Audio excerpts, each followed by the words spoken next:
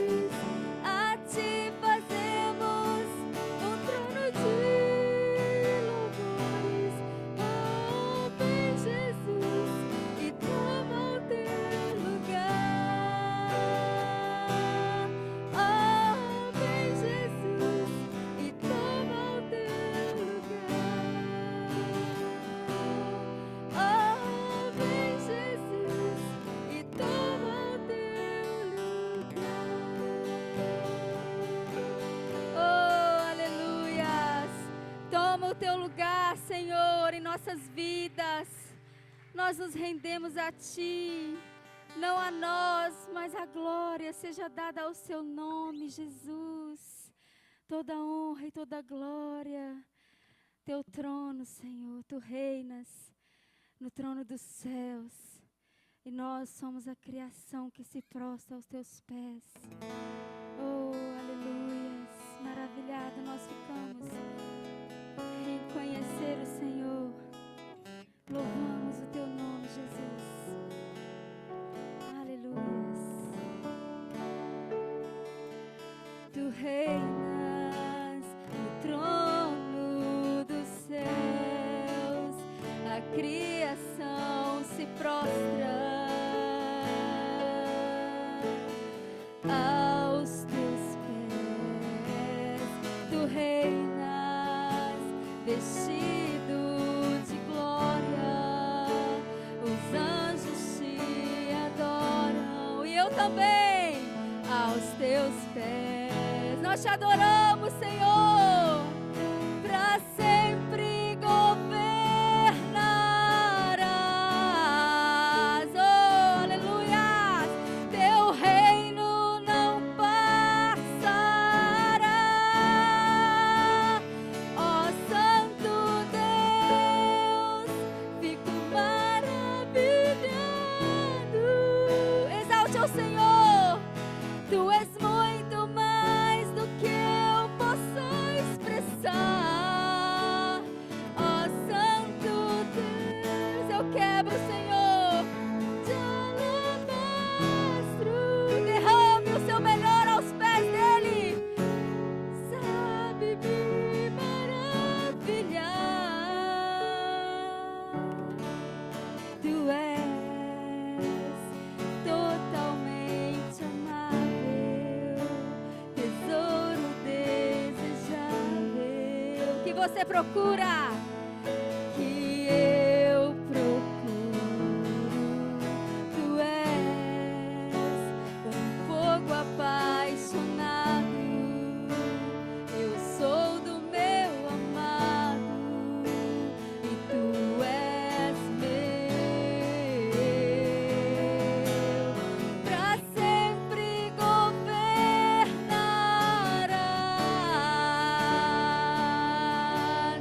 Teu reino não passará. Ó Santo Deus, fico maravilhado. Recebe, Senhor, o louvor do Teu povo aqui neste lugar. Tu és muito mais do que eu posso expressar. Não existe palavra, Senhor, para expressar a Tua grandeza. Nós clamamos o Teu reino, Senhor, aqui neste condomínio, em nossas vidas, em nossa família. O reino de justiça. Isso, louve ao Senhor. Santo Deus, fico maravilhado. Nós ficamos maravilhados. Tu és muito mais. Não conseguimos expressar o Teu amor e a Tua grandeza, Senhor. Quebra o vaso de alabastro sobre um Deus que sabe. Derrame agora o teu louvor sobre Ele. Aleluia! Derramo meu louvor sobre Ti. Derramo meu amor sobre. Como eu Te amo, Senhor. Derramo meu louvor sobre Ti. Derramo meu amor.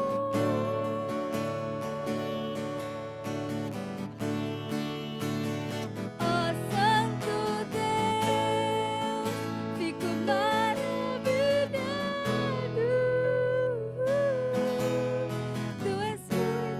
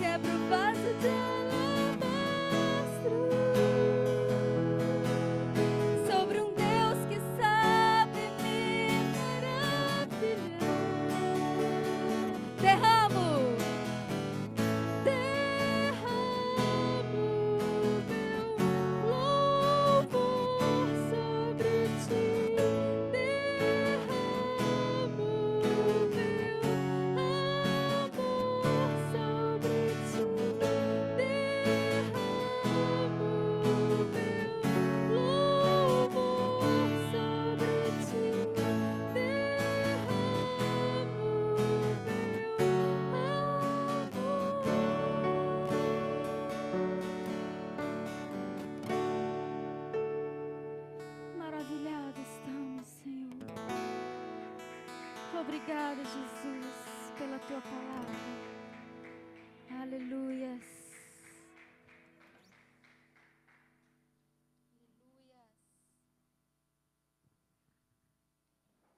Irmãos, boa noite. Os irmãos podem se assentar. Nesse momento de dízimos e ofertas, eu estava até procurando o Henrique, já achei lá, né, Henrique? Henrique é meu chegado. Preciso dar salve, Henrique. Eu não sei onde que está. Nesse momento de dízimos e ofertas, eu quero compartilhar com os irmãos aqui, então, mais uma vez, como desde o início do ano a gente tem feito, Salmo 116, versículo 12. Salmo 116, versículo 12, que diz assim: como posso retribuir ao Senhor toda a sua bondade para comigo? A gente, muitas vezes, nós temos dificuldades para entender amor, graça, misericórdia de Deus. Porque a gente começa a olhar as coisas que vão acontecendo nas nossas vidas e a gente acha que é comum, que é normal. Todas as coisas que acontecem, tudo. Então é normal a gente ter uma água dessa cor. E eu gosto muito de comparar essa água, porque tem uma irmã que é missionária e ela está no Haiti. Chegou lá ontem. Ela estava aqui com a gente. E a água que ela bebe, a gente não teria nem coragem de beber. Mas a gente tem uma água dessa cor, olha para você ver, clarinha. Mas a gente não é agradecido por esse tipo de água. Tem certas regiões no país, como por exemplo Sete Lagoas, que está aqui pertinho. Não sei se os irmãos conhecem Sete Lagoas, se já tiveram lá em Sete Lagoas. Mas a água lá de Sete Lagoas você não consegue beber. Para você beber água lá em Sete Lagoas, se nós morássemos lá em Sete Lagoas, para a gente beber água, a gente teria que pagar um valor mais caro. E como a gente aqui tem recebido tantas coisas, eu gosto muito de olhar para o básico, que é a água. Como que a gente tem sido grato a Deus? Pela água, que não tem custo para a gente. Se você estiver andando aqui pela rua e te der sede, você pode parar em qualquer lugar e pedir água, que ele vai falar assim: tem da torneira, serve, você vai poder beber e não vai acontecer nada com você. Mas se você tomar essa água lá em Sete Lagoas, você não vai gostar, primeiro, do gosto. Segundo, se você tiver tendência a cálculo renal, você vai ter cálculo renal. Se você for então lá para o Haiti tomar uma água dessa, essa água aqui, você nunca vai encontrar uma água lá nessa cor. Para o pessoal, para a grande maioria da população. Porque a água que a pessoa toma banho é a mesma que ela cozinha. Você teria coragem de tomar banho com a água, pegar aquela água, separar e ir lá usar essa água para fazer o seu alimento? A gente tem muita dificuldade. Eu preciso e eu quero. Eu entendo que eu tenho sido instrumento nas mãos de Deus, porque o que eu tenho falado aqui é a mesma coisa que eu falo lá no castelo com relação à gratidão. Eu poderia usar vários textos, e eu costumo falar isso lá na igreja. Eu falo assim: gente, cada dia que passa aqui eu vou trazer um versículo novo. Mas toda vez a intenção desse versículo que eu estou usando e a interpretação que eu vou dar é de entendermos gratidão. Porque a gente tem dificuldade de ser grato a Deus. E se a gente conseguir entender gratidão e conseguirmos sermos gratos, então é uma das 4 coisas que precisamos para ser cheio do Espírito Santo. É o nosso falar, é o nosso cantar, é o nosso dar graças e é o sujeitar. Então, uma das 4 coisas, a terceira é o sujeitar. Isso tudo a gente viu na semana passada, Efésios capítulo 5, do versículo 18 até o 21. Na semana retrasada a gente viu até o 21. E depois na semana passada a gente viu a partir do 21 até o final do capítulo, versículo 34, o que é o se sujeitar. Então que a gente possa compreender que precisamos ser gratos a Deus. Gratos, verdadeiramente gratos a Deus. E demonstrar essa gratidão. Então, nesse momento de dízimos e ofertas, quando o Henrique vai estar passando aí com a salva, que você entenda que é gratidão. Não é por obrigação, como está escrito lá em 2 Coríntios, capítulo 9, versículo 7, que fala que a gente não deve dar por obrigação, mas por gratidão, pois Deus ama quem dá com alegria. Então que a gente venha ter alegria no momento da nossa contribuição. E o Henrique vai estar passando aí. Sobre a tempestade, amor,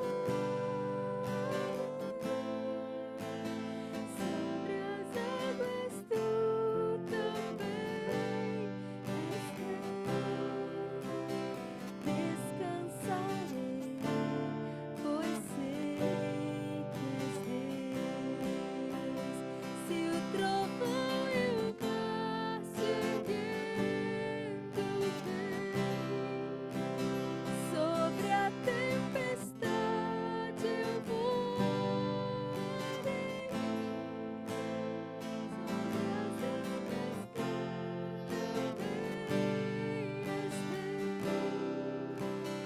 descansarei, pois sei que és Deus. Vamos estender as mãos para cá? Pai, nós somos gratos ao Senhor pelo coração compassivo que o Senhor tem colocado no teu povo. Pedimos no nome santo do teu Filho Jesus que o Senhor venha abençoar cada um aqui nessa noite, tanto os que puderam colaborar, quanto aqueles que não puderam. De igual forma o Senhor vem então abrir as janelas dos céus e derramar bênçãos sem medida sobre a vida de cada um de nós aqui nessa noite, para o louvor, honra e glória do teu nome, é o que nós pedimos no nome de Jesus.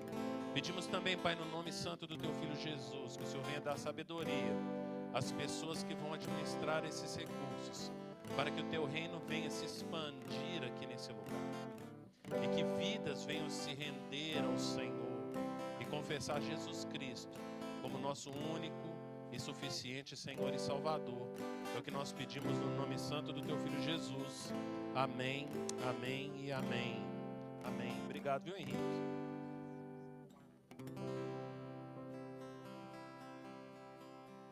Irmãos, vamos então abrir a palavra do Senhor em Gálatas, capítulo 2. Gálatas. Gálatas está no Novo Testamento. Novo Testamento vem Mateus, depois Marcos, Lucas, João, Atos, Romanos, 1 Coríntios, 2 Coríntios, e aí depois vem Gálatas. Depois de 2 Coríntios vem Gálatas. Gálatas, capítulo 2. Enquanto a gente vai abrindo aí em Gálatas, capítulo 2, então, como eu falei aqui na semana passada, na semana retrasada, a gente tratou então de sermos cheios do Espírito Santo. Precisamos ser cheios do Espírito Santo. E aí então são as 4 coisas que nós vimos então ali no versículo 19, 20 e 21 de Efésios capítulo 5. Depois, na semana passada, eu vim aqui e falei então a respeito do sujeitai-vos, que é o que está em Efésios 5, 21. E aí eu fui falar do papel do marido e do papel da esposa, não necessariamente nessa ordem. Versículo 22 vai falar da esposa e versículo 25 vai falar do marido. Não entrei nem nos filhos, nem nos pais, e nem nos senhores, e nem nos escravos. E hoje eu quero então trazer essa palavra de Gálatas no capítulo 2, porque costumo falar para as pessoas que uma coisa é o que eu falo, a outra coisa é o que as pessoas entendem, e a outra coisa ainda é o que eu queria dizer. O que eu estou querendo falar com isso? Estou querendo falar a respeito do problema da comunicação, porque o grande problema da humanidade, quando a gente olha para toda a história, é a comunicação. Uma das coisas que eu aprendi na faculdade, principalmente quando eu fiz economia, né? Então, eu gosto muito de filosofia, então fui aprender na filosofia, no curso de economia, que existem 15 passos para a comunicação perfeita. E aí eu descobri, então, lá na filosofia, que às vezes eu estou falando uma coisa, mas existem várias coisas que impedem a pessoa, o ouvinte, de compreender o que eu estou querendo falar. Isso é um complicador para a comunicação. Outra coisa é que às vezes eu quero falar uma coisa e transmitir uma mensagem, mas o problema está comigo, porque eu não estou sabendo transmitir essa mensagem. Então, visto isso tudo que eu estava falando então na semana passada e retrasada, eu quero trazer e compartilhar com os irmãos aqui, em Gálatas capítulo 2, a gente vai ler aí a partir do versículo 11. Gálatas capítulo 2, versículo 11, diz assim: Quando, porém, Pedro veio a Antioquia, enfrentei-o face a face, por sua atitude condenável. Pois antes de chegarem alguns da parte de Tiago, ele comia com os gentios. Quando, porém, eles chegaram, afastou-se e separou-se dos gentios, temendo os que eram da circuncisão. Os demais judeus também se uniram a ele nessa hipocrisia, de modo que até Barnabé se deixou levar. Quando vi que não estavam andando de acordo com a verdade do evangelho, declarei a Pedro diante de todos: você é judeu, mas vive como gentio e não como judeu. Portanto, como pode obrigar gentios a viverem como judeus? Só até aqui que a gente vai ver. O que estava acontecendo aqui, quando a gente olha para a história em Atos, a gente vai ver que em Atos capítulo 10, Pedro, ele fala então que não existe mais essa distinção entre judeu e gentio. Todas as vezes que nós lermos no Novo Testamento a palavra mundo, por exemplo, João 3,16, porque Deus amou o mundo de tal maneira que deu seu Filho unigênito, para que todo aquele que nele crê não pereça, mas tenha a vida eterna. Essa palavra mundo significa judeu e gentio. Mundo não significa todas as pessoas. Então, todas as vezes que nós lermos a palavra mundo na Bíblia, não está se referindo a todos os seres humanos, mas está falando tanto a categoria judeu quanto a categoria gentio. Porque quem que era o povo de Deus até então? O judeu. E o gentio? Não, o gentio não tem nada a ver com Deus. Gentio é ímpio, gentio, lembrando que ímpio é não pio, né? Ímpio é não pio, pio significa santo, então é um povo não santo. O gentio também é chamado de cão. Então eles vão dando aí sinônimos a essas palavras para se referir ao gentio. Então quando a gente lê mundo, está se referindo tanto judeu quanto gentio. E aí o que acontece aqui nessa situação, e que acontece muitas vezes nas nossas vidas? A gente sabe, estávamos falando então na semana passada, com relação ao papel da mulher e o papel do marido. E o sujeitai-vos. E aí então vem lá, Efésios 5:21. Sujeitai-vos uns aos outros. Versículo 22. Mulher, sujeite-se ao seu marido. E o que acontece? Essa palavra foi surgir, então, essa pregação de agora à noite foi surgir numa conversa que eu tive agora há pouco, com uma irmã lá na igreja, porque ela virou e falou assim: as mulheres não se sujeitam aos maridos. E eu fui explicar para ela o que eu falei aqui na semana passada. A mulher natural, ela não se sujeita ao marido. Ou ela quer mandar no marido e manipular o marido, ou ela aceita qualquer coisa do marido, inclusive, se for o caso, uma violência física. Em contrapartida, porque a maldição do casamento, né, que está lá em Gálatas, em Gênesis capítulo 3, então, e com relação ao marido, o marido não ama a mulher. Por isso que Paulo está mandando amar, porque o marido ele quer fazer o quê? Ou ele quer dominar na base da violência a mulher, e se for o caso até violência física, ou então ele é aquele cara manipulável, onde a mulher faz tudo o que quer em cima dele. Então, o casal, ele entra nessa situação de extremos. Ou está num extremo, ou está no outro. E o Espírito vai trazer para a gente equilíbrio. Equilíbrio. O que acontece é que a gente acha que a gente tem que cumprir 100% do nosso papel. E aí então essa pessoa falou, não, mas tem gente que não é submissa. E aí eu viro e falo assim, deixa eu te contar, não é que não é submissa. É que ela não é 100% submissa. Quem de nós aqui vamos cumprir 100% os mandamentos? A gente conhece os mandamentos, pratica os mandamentos sempre. Não, a gente não consegue praticar os mandamentos sempre. Por quê? Porque somos pecadores. Mas na maioria das vezes a gente vai conseguir cumprir os mandamentos. E aí eu fui dar um exemplo para essa pessoa, e eu virei e falei assim, você é feliz? E aí ela virou e falou assim, tem dia que sim, tem dia que não. Eu virei e falei assim, então, não é assim que a gente vê. Nós como cristãos, e aí a gente pega Paulo como exemplo, funciona assim, Paulo, você é feliz? Sim, eu sou feliz. Você é o tempo inteiro feliz? Não. Mas eu sou feliz, mas eu tenho momentos de dificuldade. Então a gente precisa compreender, e eu preciso ser justo com relação a isso, e não impor para as pessoas aquilo que Jesus não impõe. Eu não posso colocar esse peso na vida das pessoas. Eu não posso chegar aqui e virar e falar assim, olha, você tem que ser submissa 100% das vezes, porque ninguém vai conseguir, é algo inatingível. Por que a gente não consegue chegar nesse nível? Ou chegar para o marido e falar, deixa eu te falar, você sempre tem que amar sua esposa. O marido não vai conseguir amar sempre. Por quê? De vez em quando vai ter uns probleminha lá de DR, discutir o relacionamento. Por quê?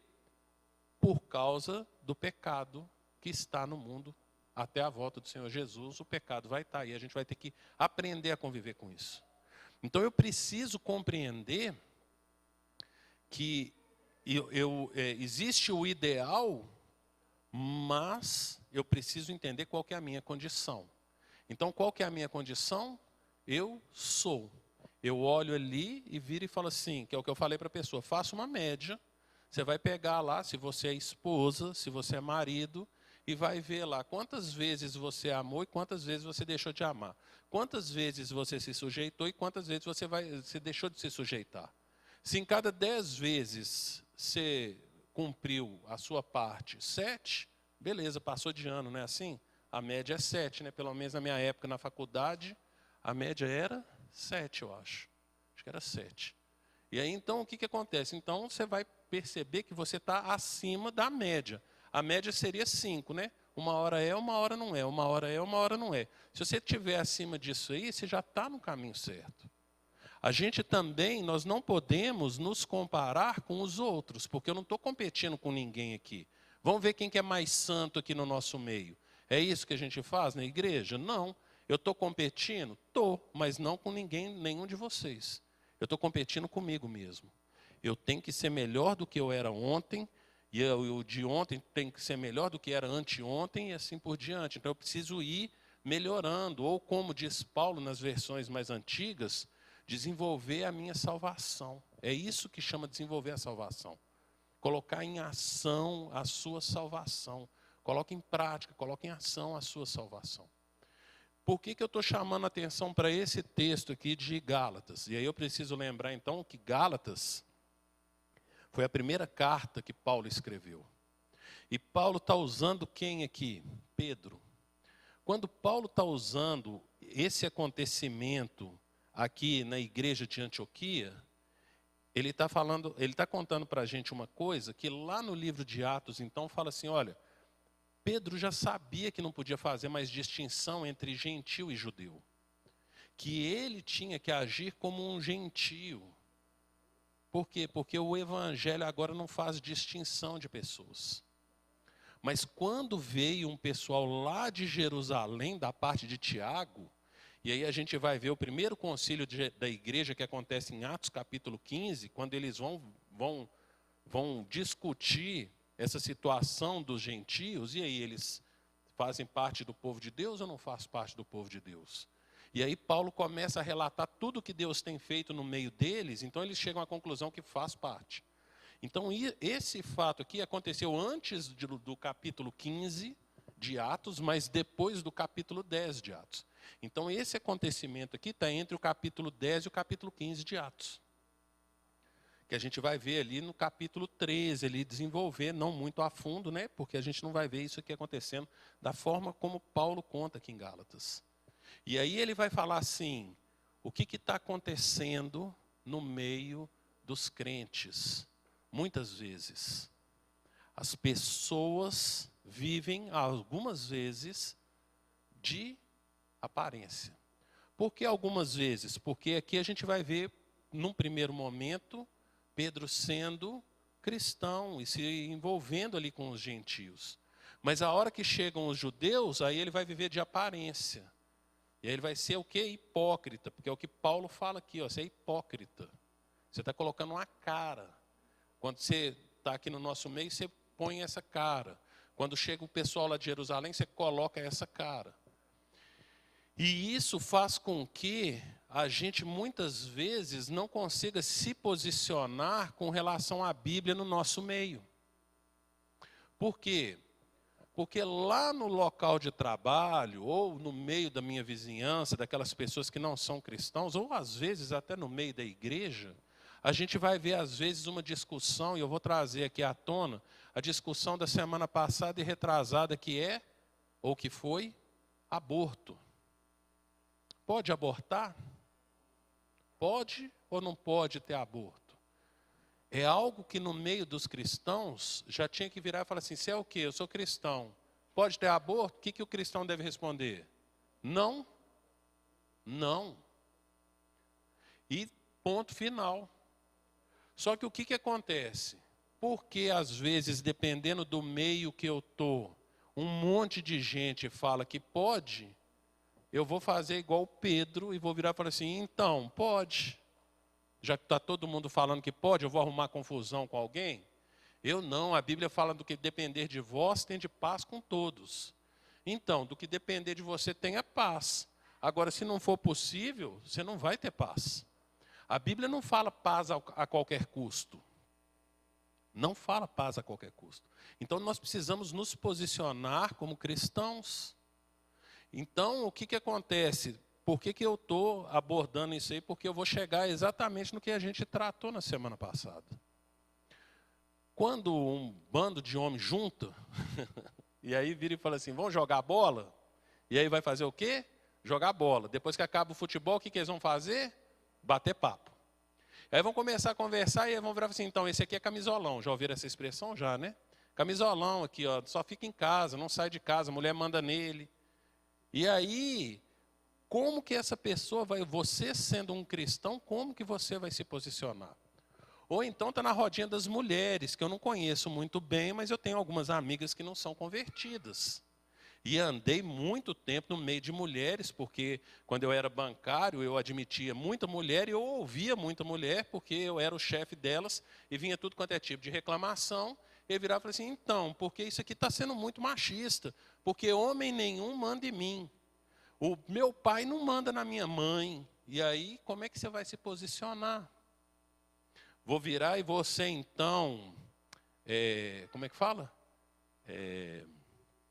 Esqueci, gente, a palavra. Politicamente correto?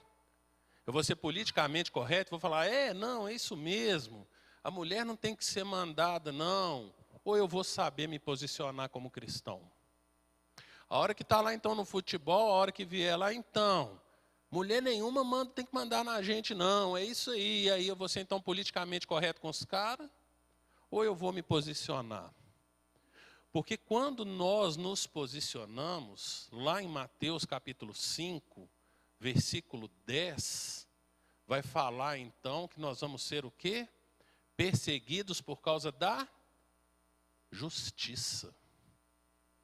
O justo do cristão, que é cheio do Espírito Santo, tem que ser dessa forma.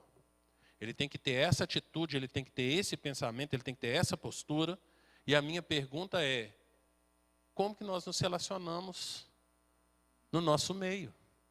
Como Pedro, que pegou e foi lá e se juntou lá no cantinho com o pessoal e deixou gentil de um lado, e se juntou com o judeu do outro, porque não pode misturar, porque aquele povo é cão e eu não posso misturar, eu não posso estar no meio deles.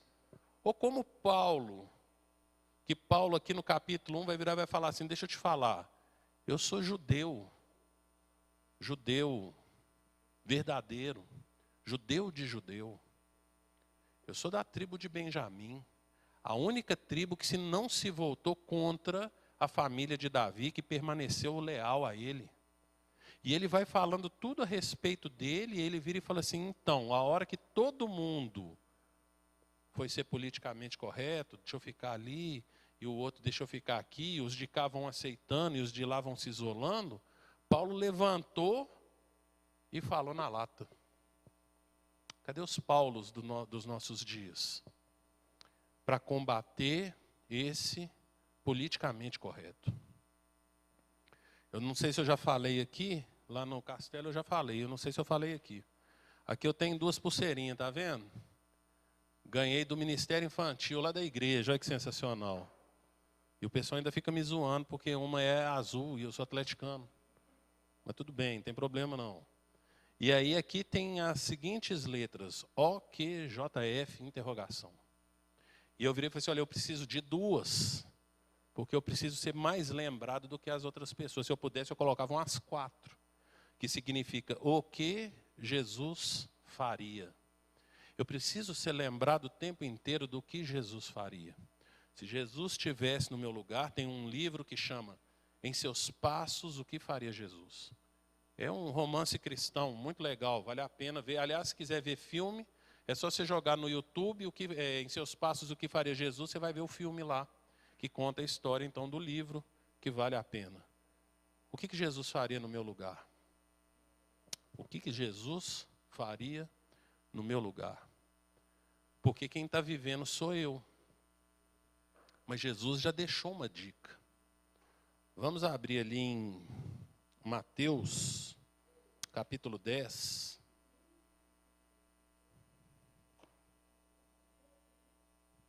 Mateus, primeiro livro do Novo Testamento. Mateus, capítulo 10.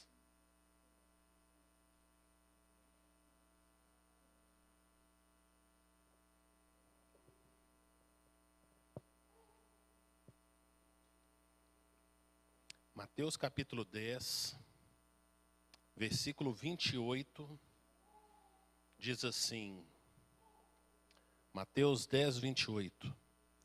Não tenham medo dos que matam o corpo, mas não podem matar a alma. Antes, tenham medo daquele que pode destruir tanto a alma como o corpo no inferno. Eu não posso ter medo daqueles que vão poder só acabar com a minha vida aqui. Com a minha alma não tem poder nenhum. Eu tenho que ter medo daquele que pode acabar com o meu corpo e com a minha alma. Quem é esse? Quem é esse que pode acabar tanto com o corpo quanto com a alma? Só Deus. Só Deus. É Deus. Porque vai ter um julgamento. Romanos 14, 12. Aliás, Romanos 14, 12. Fala que cada um de nós dará conta de si a Deus. Um dia nós vamos morrer, vamos estar diante de Deus e vamos prestar conta. Aproveitando que a gente está aqui em Mateus, se a gente for aqui para o capítulo 12 de Mateus, versículo 36, para ver um pouquinho a respeito desse prestar contas a Deus. Mateus 12, versículo 36, fala assim, mas eu lhes digo que no dia do juízo, os homens haverão de dar conta de cada palavra inútil que tiverem falado. Um dia nós vamos prestar contas não só das palavras. Não só das palavras. E nós, muitas vezes, deixamos, então, de fazer aquilo que é o nosso papel como cristão. Porque a gente, como cristão, a gente vai descobrir lá no Sermão do Monte que nós somos sal e luz. Essa é a nossa identidade. E quando a gente volta aqui para Gálatas capítulo 2, versículo 11, a gente vai perceber que Paulo foi sal e luz, mas Pedro não. Nesse momento aqui, Pedro não foi sal e luz. Paulo foi. Ele mostrou que estava errado, exatamente o que estava acontecendo de errado, e mostrou o caminho. Isso aqui está errado. Estou sendo sal, estou impedindo o avanço do mal. E estou sendo luz, estou mandando, mostrando qual que é o caminho, como que a gente deve proceder. Nós precisamos, nos nossos dias, ter essa consciência. Porque ou nós influenciamos o meio, ou o meio nos influencia. Sal e luz. Quem somos nós? O que a gente tem feito? O que a gente tem ensinado para os nossos filhos? O que a gente tem ensinado para os nossos filhos? Eu já falei isso aqui, pastor Paulo Júnior, um barbudo, falou que, uma barba preta assim, né? Falou que essa é a pior geração de crente que já existiu em toda a história. Aí a gente vai olhar para a história.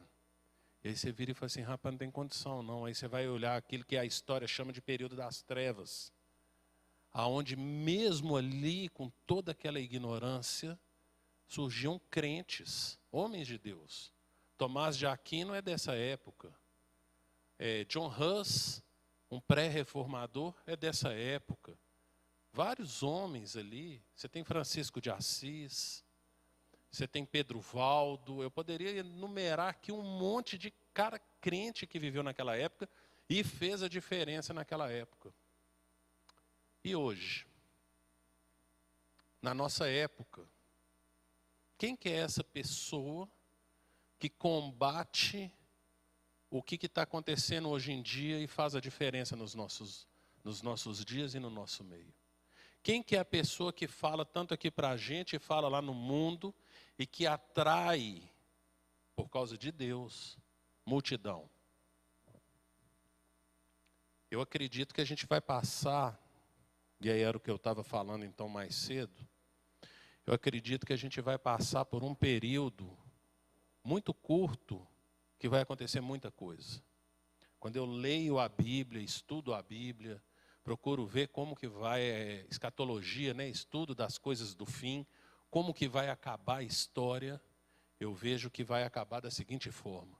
Vai ter um derramar do Espírito Santo, mas ao mesmo tempo vai ter apostasia por causa de perseguição. Vocês conseguem identificar a perseguição nos nossos dias? Como que anda a igreja? Uma pessoa me perguntou também hoje, virou e falou assim, eu mandei um vídeo para essa pessoa, ela queria saber um pouco mais a respeito da igreja perseguida, e eu não sei se vocês conhecem Mário Freitas, ele é da Missão Mais, trabalha com a igreja perseguida há cerca de 20 anos. Então eu mandei para ela lá um vídeo de uns 20 minutos, ele contando uma história que vale a pena conhecer, de uma igreja perseguida lá na China.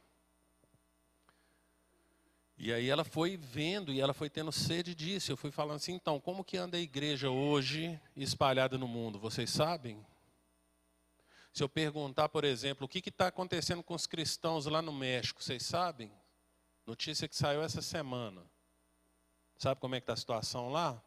A situação lá está o seguinte, se você for cristão, você não tem água. Água. México. Gente, México é um país católico, cristão.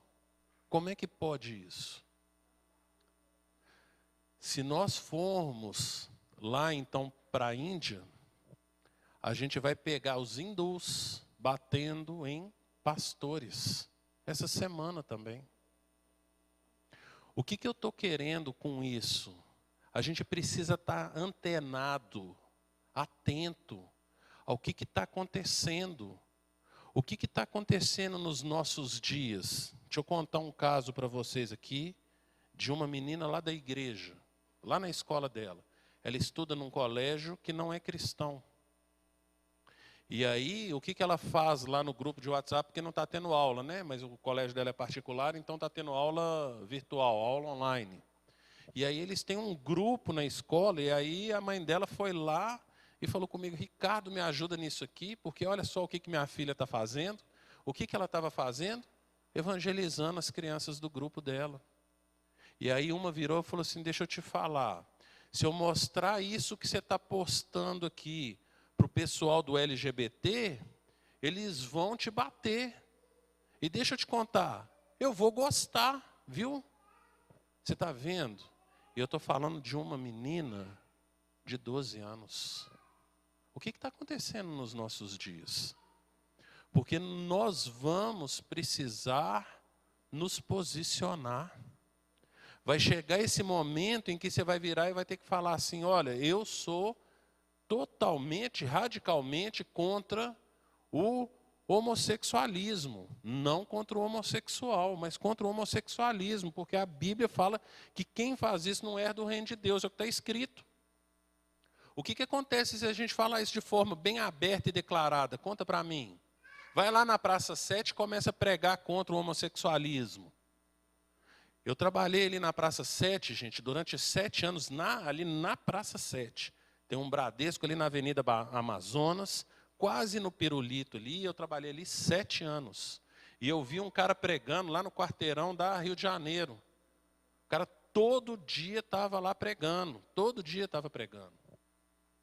E vai ver lá a hora que começava a falar a respeito de homossexualismo, o que acontecia.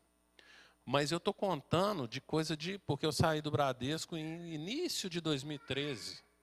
Então eu fiquei de 2007 até 2013 ali trabalhando. E eu vi isso durante 2007 e 2013. Só que em 7 anos aconteceu muita coisa. De 2013 para cá aconteceu muita coisa com relação a esse tema. O que acontece se você chegar hoje na sua rede social e virar e falar assim: sou contra o homossexualismo? Pois é. Mas nós vamos precisar nos posicionar. Nós vamos precisar nos posicionar. O que eu estou querendo trazer a mensagem de hoje? Talvez eu ainda não fui claro. Mas é assim: para eu ser cheio do Espírito Santo, eu preciso saber o que Deus quer de mim.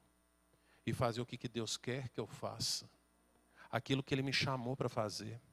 Porque senão eu não vou ser cheio do Espírito Santo, não. Vamos abrir em Apocalipse, capítulo 21. Apocalipse é o último livro da Bíblia. No penúltimo capítulo do último livro da Bíblia. Apocalipse, capítulo 21.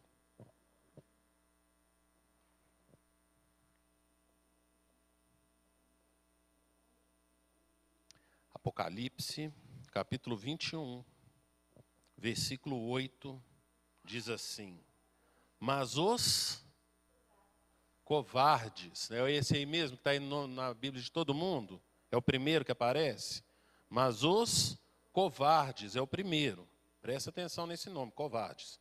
Mas os covardes, os incrédulos, os depravados, os assassinos, os que cometem imoralidade sexual, os que praticam feitiçaria, os idólatras e todos os mentirosos, o lugar deles será no lago de fogo que arde com enxofre.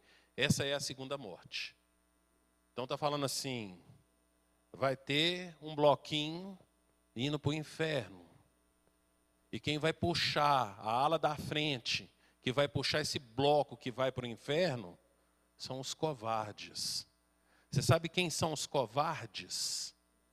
Os covardes, por conta do contexto que está escrito aqui, né? Levando em consideração que o Apocalipse foi escrito no ano 95, o período que teve a maior perseguição da igreja. Quando a igreja era perseguida, então tinha um monte de gente que ia abandonando a fé. E essas pessoas que abandonam a fé por causa da perseguição, porque senão eu vou morrer. E Jesus falou lá, você tem que ter medo do que mata o corpo e a alma. Não do que mata o corpo, mas do que mata o corpo e a alma. E aí esse pessoal começou a abandonar a fé e eles eram chamados de covardes. Covarde. Esse aí é o que vai estar puxando o bloco que vai para o inferno. Linha de frente, aqueles frequentadores de igreja, que vem, senta, ouve, mas não pratica. Porque na hora que o negócio aperta, eu prefiro ser politicamente correto. São os politicamente corretos que vão estar puxando esse bloco que vai para o inferno. Eu volto a repetir, a minha intenção, gente, não é pressionar ninguém, é conscientizar. Eu preciso saber. No final das contas, o que aconteceu com Pedro? Conta para mim. Pedro morreu, né? Diz a tradição que ele morreu crucificado de cabeça para baixo. No mesmo ano que Paulo. Só que Paulo morreu primeiro. Paulo foi degolado e depois Pedro crucificado de cabeça para baixo. Onde que os dois estão? Creio eu, por tudo que eu já li e aprendi, que os dois estão no céu. Só que eu olho para Pedro e vejo Pedro com essa fé, muito uma hora está aqui, uma hora está ali. No início da caminhada dele. E dá para entender ele. Só não concordo, mas eu consigo entender ele. Mas eu preciso pegar e olhar isso tudo, porque a Bíblia fala lá em Romanos 15, 4, fala que tudo que foi escrito para que eu venha aprender, e esse aprendizado venha produzir esperança. É o que está escrito em Romanos 15, 4, com relação a tudo que está escrito aqui. E o que eu quero trazer para os irmãos é que nós precisamos ter uma fé sóbria, uma fé consciente, e que eu preciso temer a Deus e não as pessoas. E saber me posicionar. Só que para eu saber me posicionar, eu preciso conhecer bem isso aqui. Porque a hora que eu for questionado, eu vou virar assim, ó, está escrito. Não foi assim? Quando Jesus foi questionado, não foi isso que ele falou? Você é filho de Deus? Transforma a pedra em pão. Está escrito, nem só de pão viverá o homem. Então, se você é o filho de Deus, então, né, você está falando que é filho de Deus, então se lança daí, porque está escrito que ele dará ordens aos seus, vai dar ordens aos anjos a seu respeito. E aí Jesus fala o quê? Mas também está escrito, nem só de pão, não tentarás o Senhor teu Deus. Então não só de pão, não tentarás. E aí ele virou e falou assim, vou te dar isso tudo que você está vendo aí, se você me adorar. E ele falou o quê? Está escrito que eu tenho que adorar somente a Deus. Jesus o tempo inteiro usou a palavra. E nós? E nós? Então, meus irmãos, que a gente venha compreender a importância de conhecer a palavra para eu não ficar variando. Uma hora eu estou com os judeus, com os gentios, outra hora eu estou com os judeus. Quando os judeus chegam, abandono os gentios. Eu não posso variar. Eu preciso ter convicção. Convicção. Porque a pessoa que não tem convicção, são essas as pessoas que você vai encontrar aí no mundo desviado. Eu já fui crente, e aí hoje está cometendo um monte de coisa errada, porque não tinha convicção, não tinha conhecimento, certeza das verdades que contém a palavra de Deus. Amém? Espero que eu tenha conseguido transmitir a mensagem. E aí eu quero convidar os irmãos, então, a todos ficarem de pé, para a gente terminar orando. Orando. E aí, eu vou pedir para todos estarem curvando as cabeças. E começar a fazer uma autoanálise. Como que eu tenho vivido a vida cristã? Porque a vida cristã não tem separação, não. Eu sou crente aqui na igreja, lá no mundo eu ajo como o mundo, não. Eu tenho que agir na igreja igual eu tenho agido no mundo, e eu tenho que agir no mundo igual eu ajo na igreja. E o que norteia a minha fé é a palavra de Deus. Como que a gente tem vivido? Como que a gente tem vivido nas nossas casas, cumprindo aí então os nossos papéis, naquilo que nós fomos chamados, se somos esposas, se somos maridos, se somos filhos, se somos pais, se somos escravos ou se somos senhores. O que tem norteado as nossas condutas? Temos agido nesse contexto que a gente leu hoje, como Pedro ou como Paulo? Se temos agido como Pedro, Deus nos dá a oportunidade de confessarmos os nossos pecados e nos convertermos. Lembrando que a conversão é uma mudança de atitude. Então examine-se. Porque o apóstolo Paulo fala 2 vezes, uma vez em 1 Coríntios, outra vez em 2 Coríntios, examine, pois, o homem a si mesmo. E a gente tem essa oportunidade agora, de ver como que a gente tem vivido, como que tem sido a nossa vida, nosso relacionamento com Deus.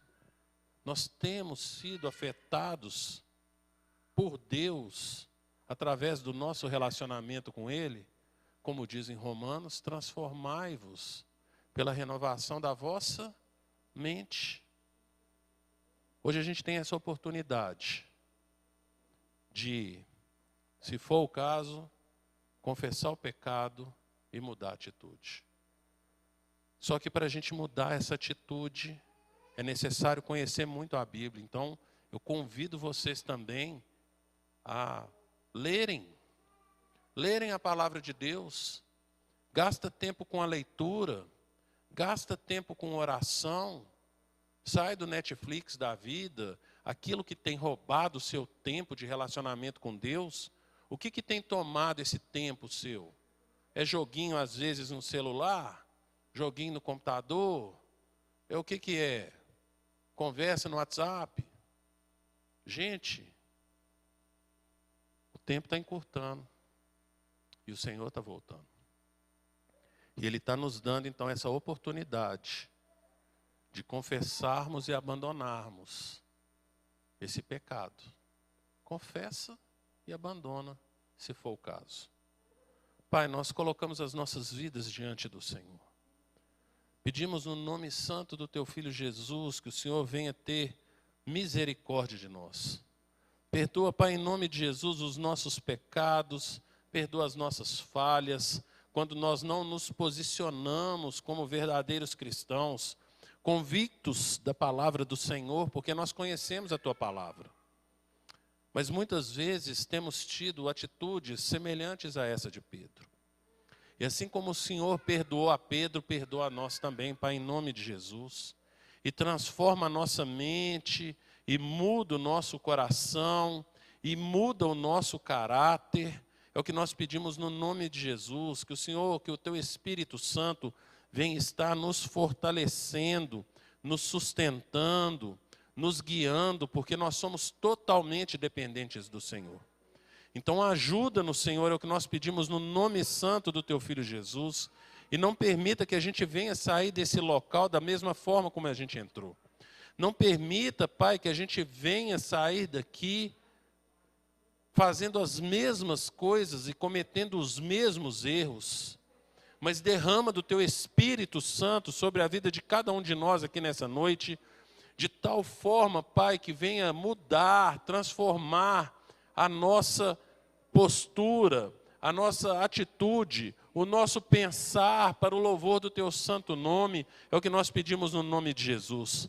Então atrai-nos ao Senhor, Pai, em nome de Jesus, e não permita, Pai, que esse dia venha se findar sem que haja um falar do Espírito Santo do Senhor conosco. Fala aos nossos corações, Senhor, em nome de Jesus, e transforma-nos, Senhor. E exalta o Teu santo nome através das nossas vidas. E usa-nos, Pai, em nome de Jesus, na nossa casa. Usa-nos, Senhor, em nome de Jesus, na Tua igreja. Usa-nos, Senhor, em nome de Jesus, no local onde trabalhamos, no local onde moramos, ali no meio da nossa vizinhança, Pai. É o que nós pedimos no nome santo do Teu Filho Jesus. E que o Senhor venha fazer diferença em cada um desses lugares, através das nossas vidas, para que o Teu nome venha a ser louvado, exaltado e engrandecido, para que vidas venham se render ao Senhor, vidas venham conhecer o Senhor. É o que nós pedimos no nome santo do Teu Filho Jesus. E que essa palavra continue falando aos nossos corações, não só hoje, Pai, mas no restante dessa semana, para o louvor do Teu santo nome. É o que nós pedimos no nome santo do Teu Filho Jesus. Amém, amém e amém. Amém, irmãos? Que o Senhor abençoe a todos e pense nisso. Pensa nisso. E deixe o Espírito Santo falar com você ainda nessa noite. Amém? Deus abençoe a todos.